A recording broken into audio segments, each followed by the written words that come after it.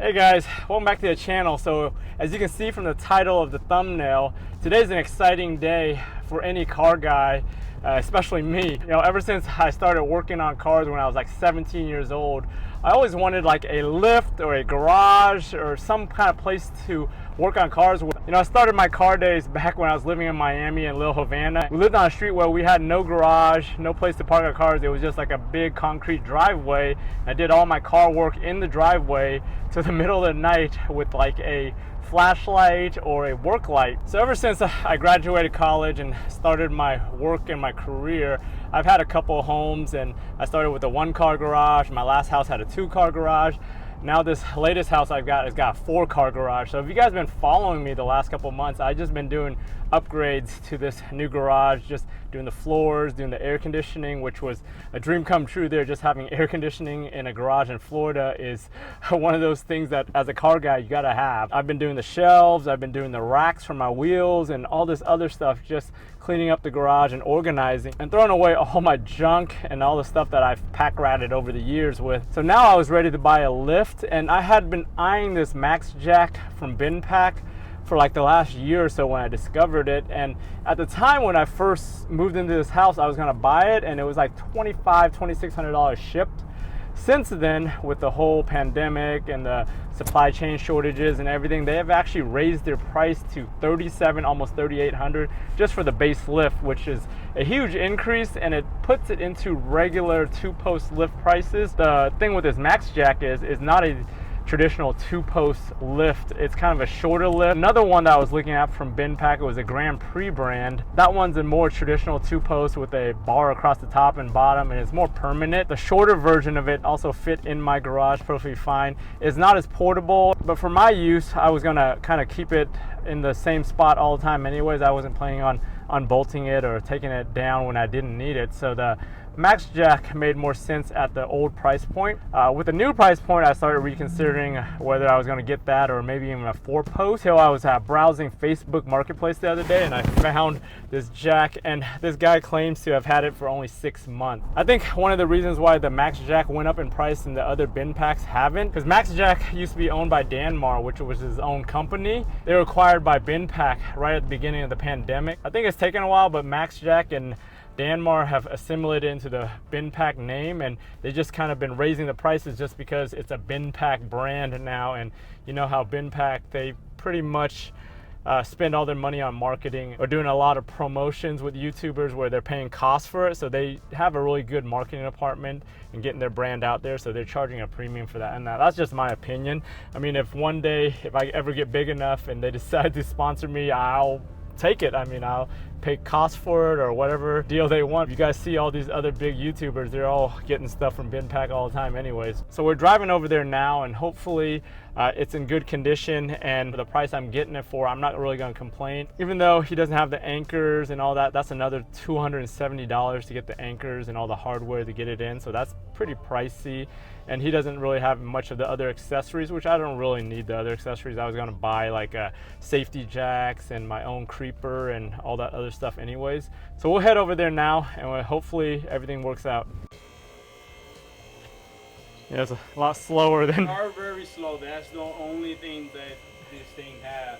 But it might be low on hydraulic fluid since I disconnected it back in PA. Oh. What kind of, does it use anything special, or is no, it just regular hydraulic lift? So is that the original liquid that came with it when you ordered it? Okay. Yep. So. And if you don't have no weight, it's gonna take forever to calm down. They're like that. Okay, and then I guess all this oil around here, is that just? Yeah, that's just when I disconnected them. Okay. Yeah, but they don't leak anything like that. So. All right. I turned it unplugged. Oh, Okay. you unplugged it? Yeah, you want me to keep it on to take the fluid out, or? Yeah. Let me see. Yeah, you may need to stand on it, so I'll Yeah. hold it there. Yeah. So that's, like I said, this is the only thing that I will hate about Okay. these. So, but when you have a car on it, Yeah, it yeah, it's way faster. Okay. Oh, yeah. Yeah. Just Yeah, so kind of like a hydro jack, just regular yeah, hand jack. yeah, so when if you put more, all you have to do is just raise them both up all the way up, and then you just it's gonna lock on the safety pin. Yeah. You don't loosen this, and it's just that's how you. Okay. And then the safety locks, I guess. So the safety locks, Okay. you leave them down, Yeah. and then just up. So I'll show you now. Okay. So it just Yeah, I see like it. So, that and like that. Yeah. okay. Yeah. Because I know the older version of this just had a bar that you were Yeah, I sticking. heard it. Yeah, Yeah.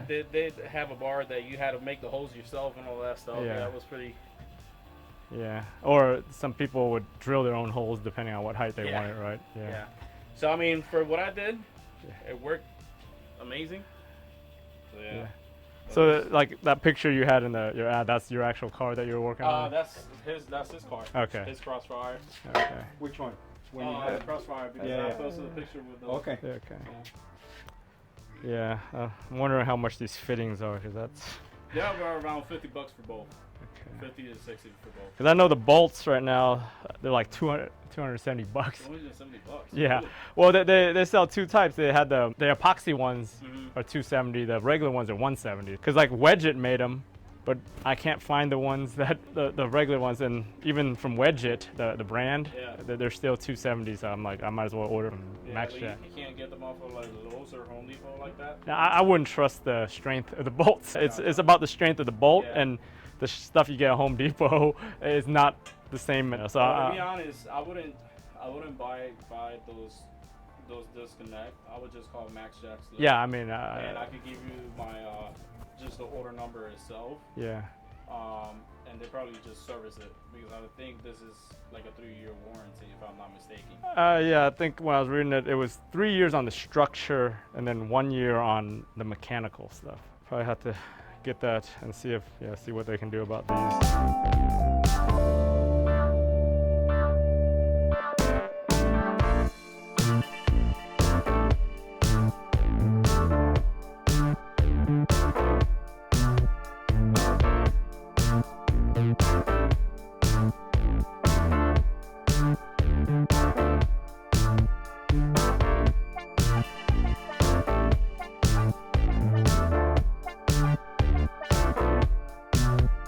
We got this baby all unloaded out of the van. Pretty easy to unload. You just need 2 people. It is pretty heavy, especially the bottom end there. We had to kind of wiggle it out there. I used my little creeper just to get it out, but there's minimal damage to the car or any of that stuff since I put the cardboard down. Pretty good for about 6 months use, according to the seller. We do have some issues with the quick connects here. Both of them on both sides, somehow the spring popped out of them and they're damaged, so I'm gonna have to call that in for warranty. This is only 6 months old, so they should be able to look up the serial number and get that information. Other than that, everything else is just pretty dirty and dusty. I'm gonna wipe this all down clean before I install it. There's a lot of hydraulic fluid leaks from when the hoses come in and out. I'm probably gonna permanently mount this to the wall over here, so I'll probably won't need this rolling stand anymore. I'm gonna just run the hoses over the top over here for the column on this side, and the column on that side should be just along the wall, so it should be good there. Other than that, not much else really wrong with this thing. Really lightly used, a lot of scuffs and scratches from being moved and shipped. I assume most of this was probably damaged during the original shipment, like stuff like this, or the recent move, because the owner of this moved down to Florida from Pennsylvania, and he brought this down, and I got lucky that he was selling it for a good price, so I got it. So I was looking at the arms when I unloaded this, and only one of them had a label that says driver's front. The other 3, they either peeled it off or it's not on top of here, so I don't know if they're all this. They look exactly the same as far as the angles and the welds and everything, so I'm not sure why there's a driver's front sticker there, because it looks like they're all the same exact arm. The one thing I did notice though, even though 4 different ones, it appears like the gear right here, they're all in the same kind of orientation or location, so that's odd, because I figured the rear one would be a little bit different than the front one. I know if it was on the opposite side, it might be the same or, you know, mirrors of each other, but if anybody knows what the situation is with this, let me know in the comments. I'm gonna go read the instruction booklets. Maybe these are flipped upside down for some reason. There's a little L right here on all 4 of them. I'm thinking maybe one side's supposed to be R and one side's supposed to be L. If you guys know any better about how these are mounted or what the orientation is, leave a comment down in the comment box and let me know. Hey guys, thanks for joining me on this adventure today on getting this lift.